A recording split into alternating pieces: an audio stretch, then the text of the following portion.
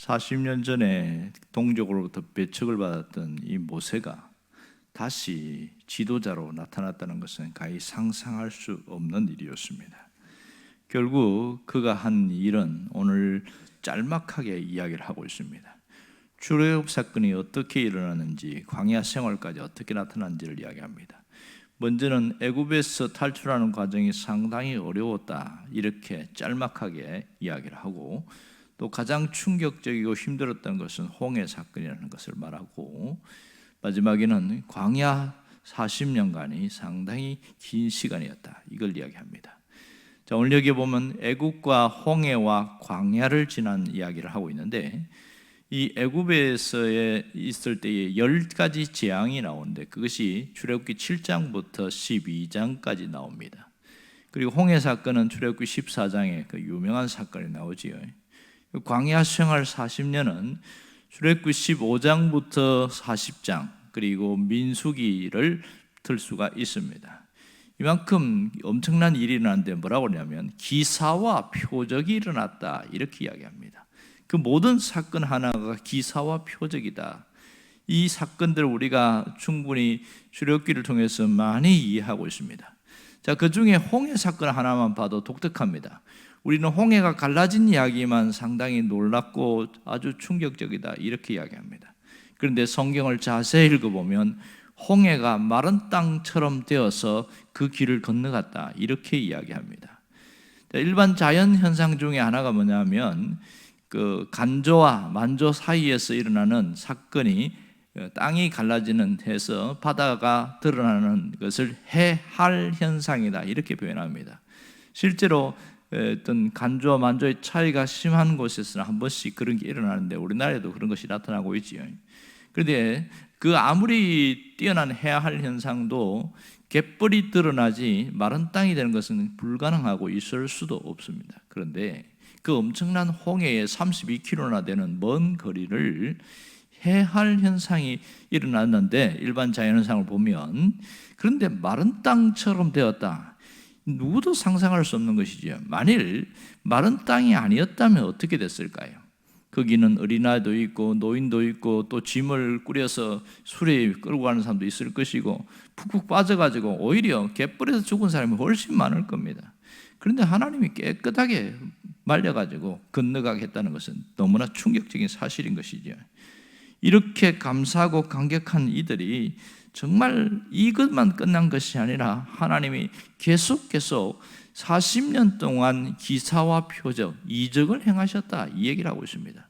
자, 그렇다면 왜 하나님이 이렇게 하셨을까? 그것부터 우리가 생각해야 되는데 가장 원초적인 답변은 이런 겁니다. 하나님이 이스라엘 백성들을 사랑하셨기 때문에 엄청난 기적을 보내셨다, 이렇게 표현할 수 있습니다.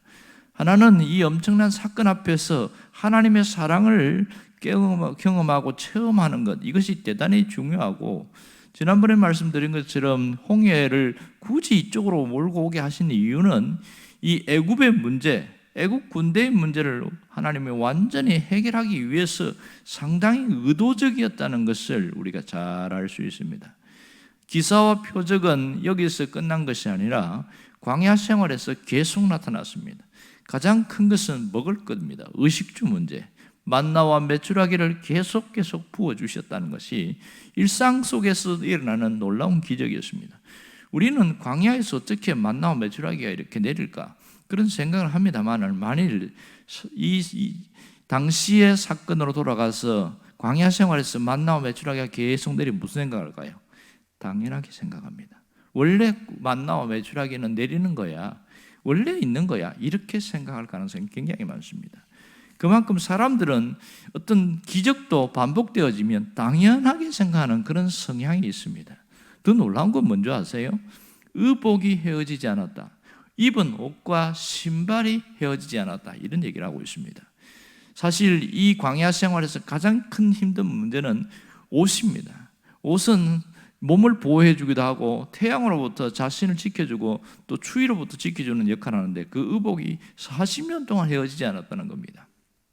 또 하나는 신발인데요.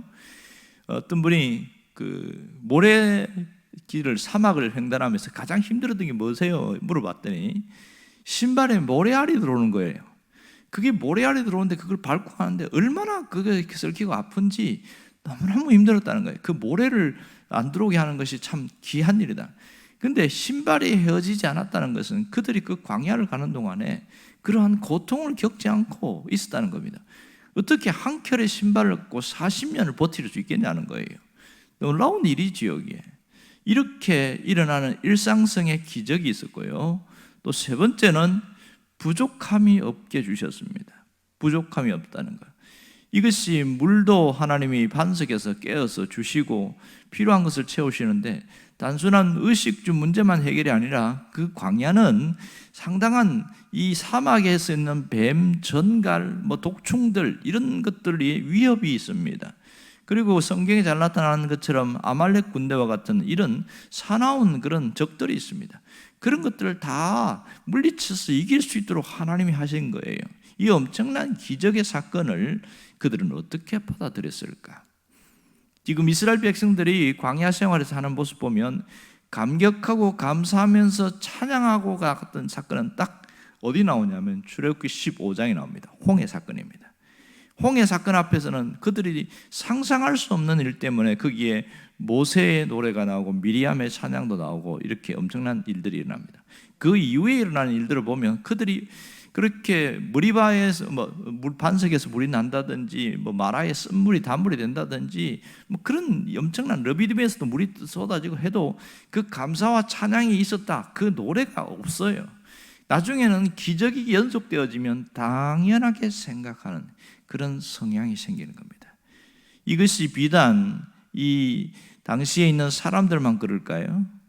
오늘 우리 삶 가운데서도 어떤 면에서 가장 큰 기적은 내가 예수를 믿은 것이다.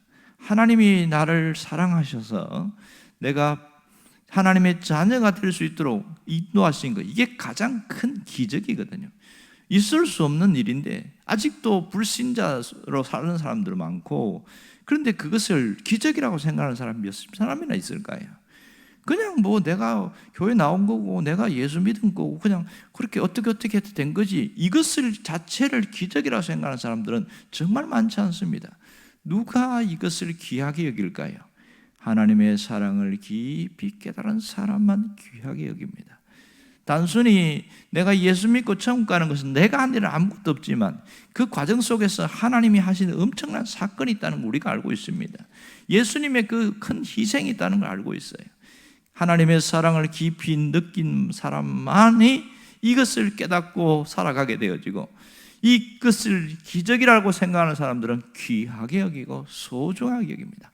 내가 예수를 믿은 것이 얼마나 귀한 일이고 소중한 일인지, 십자가의 사건을 헛되게 하지 않고 그 값싼 은혜가 아니라 값비싼 은혜를 받은 자다, 이렇게 여기고 살아간다는 겁니다.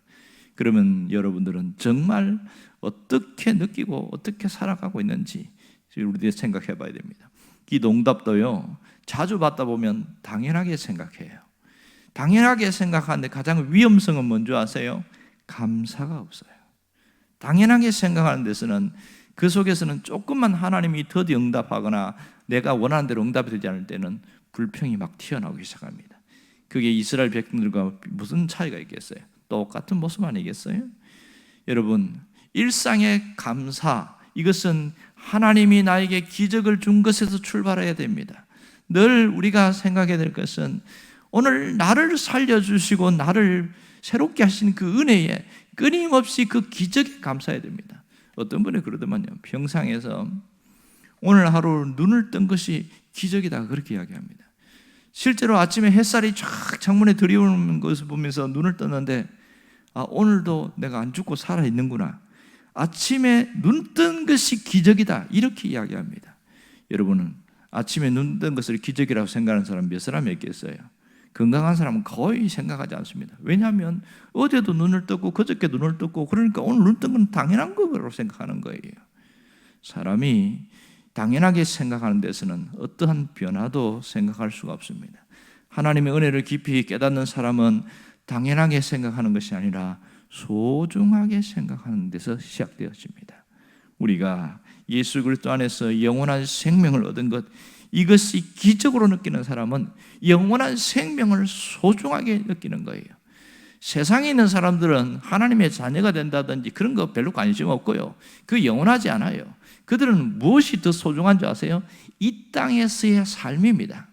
여기에서 뭔가 남들보다 많이 가지고 남들보다 이름이 나고 뭔가 내세울 게 있고 가진 사람들 앞에서 드러낼 게 있고 이 땅의 삶이 굉장히 소중하고 어떻게 하면 더 오래 살까? 어떻게 하면 더 잘 살아갈까? 거기에 모든 것이 초점 맞춰져 있습니다.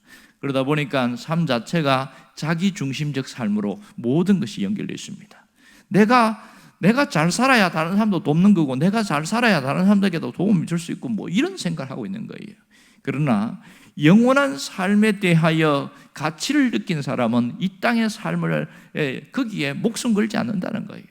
내가 갈 그 영원한 그 천국 거기에 내가 목숨을 걸고 이 땅을 하루하루 살아가는 겁니다. 똑같이 하루를 살아가도 사는 관점이 다르고 방향이 다른 거예요.